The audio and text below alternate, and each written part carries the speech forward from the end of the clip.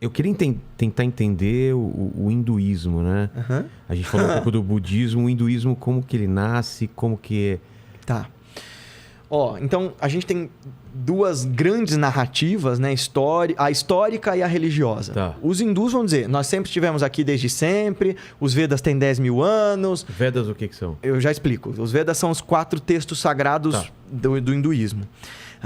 Mas historicamente falando, a gente fala que o hinduísmo é uma amálgama, é uma junção, uma fusão de um monte de povos, de culturas e caminhos. Entendi. Então, o que acontece? O subcontinente indiano já é habitado há muito tempo. Antes dos hindus chegarem lá, havia o que a gente chama de civilizações Harappans. Cara, imagina, 5 mil anos atrás, época das pirâmides e tal, onde hoje está a Índia e o Paquistão, tinham cidades inteiras, algumas delas que não tinham muros, ou seja, eram cidades que não faziam guerra e que tinham água encanada, rede de esgoto 5 mil anos atrás. Caramba! Era esse povo. E essas civilizações muito antigas, a gente sabe muito pouco delas. Porque a escrita delas, o que sobrou foram tabuinhas de argila e a gente não faz ideia do que aquelas escritas significam.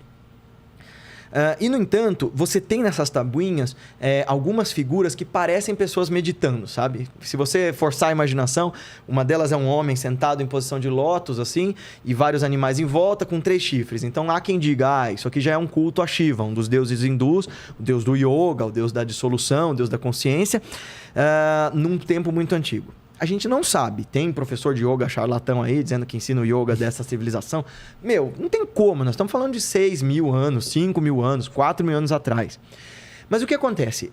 Onde hoje é ali a Anatólia, onde hoje é aqueles quistãos todos, o Uzbequistão, Paquistão e tal, surgiu uma civilização chamada Indo-Europeia. Essa civilização indo-europeia é a civilização fundadora da gente, descendentes de europeus, falantes de línguas gregas, latinas e tal. Então, idioma grego, latino, celta, persa e indiano, todos têm uma raiz comum. Dá pra gente até imaginar que tem alguma... né? Quem gosta de pensar sobre isso, que mitos refletem a realidade, que o mito da Torre de Babel tenha lá qualquer fundo de verdade, né? Não como história, tô dizendo como símbolo, né? Então, essa civilização indo-europeia começou a se espalhar.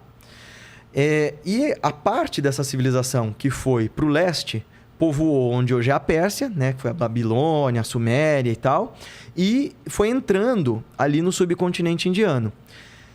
O que eles tinham, essa civilização indo-europeia? Eles tinham uma língua altamente sofisticada e uma cultura muito beligerante. Eles eram guerreiros, né? Que domavam cavalos e tal. Não se sabe se eles invadiram, há discussões assim, será que eles invadiram a Índia ou se eles foram entrando e se miscigenando com os povos de lá? Mais provável é a segunda hipótese, porque era muita gente que já estava morando lá e muita gente que estava entrando. Então eles foram se conversando. Essa civilização indo-europeia, possuidora de uma capacidade linguística muito sofisticada, tinha alguns textos sagrados. Isso eram os Vedas. Então, para o hindu tradicional, os Vedas são uma verdade eterna revelada, assim como a Bíblia, o Corão. Sim. Só que diferente da Bíblia, do Corão ou da Torá, não há um profeta dentro do hinduísmo. Há múltiplos, o que eles chamam de rishis. São muitos profetas. Qualquer pessoa que desperta para a verdade vai se tornar uma espécie de canal, vai se tornar uma espécie de portador dessa verdade espiritual, que está sempre em movimento. E esses textos são considerados alguns dos textos mais antigos da humanidade. As primeiras versões escritas do Rig Veda, um desses textos, tem entre 3.500 e 4.000 anos.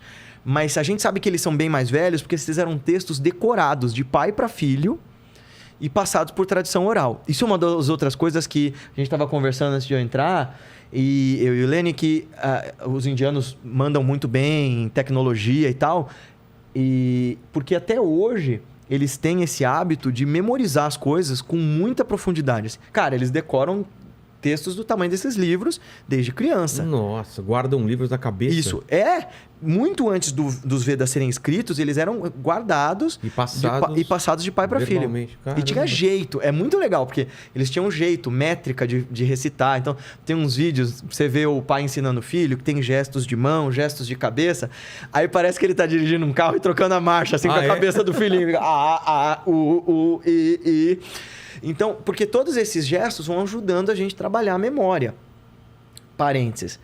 E isso, pedagogicamente falando, sobretudo para uma civilização como a nossa que despreza a memória, a gente não sabe. Você sabe o número da tua mãe ou da tua mulher hoje? Não. A gente não sabe mais, Não sabe mais nada, cara. Antigamente a gente decorava Isso. o telefone de todos os amigos da gente, sabia de cor, ia lá. Hoje a gente não sabe. Mas eles, desde sempre, enxergam no aprendizado pela memória um valor inestimável. E a memória é um dos lugares onde a gente desenvolve o trabalho do autoconhecimento. Então, esses textos, que eram memorizados, passados de pai para filho, de clã para clã, foram se manifestando como o hinduísmo, muitos séculos antes, né? Mas era uma religião que, bem parecida com a religião greco-romana de antigamente, que faziam sacrifícios no fogo, sacrifício e oferta, né? De comida, de flores e tal. Antigamente de animais, eu tô falando de muitos milênios atrás, né? Para quem ficar chocado, o judaísmo fazia isso também na época de Jesus e tal. Né? Ele, inclusive, se perdeu ali, né? Jesus se perde ali nas barracas em que vendiam pombas e carneiros para sacrificar, enfim.